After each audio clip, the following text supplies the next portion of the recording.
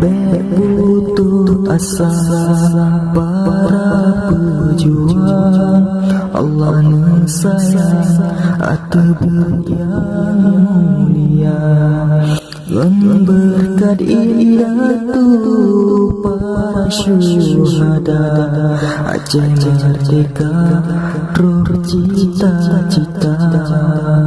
Berputus asa para pejuang, Allah sayang atribut yang mulia.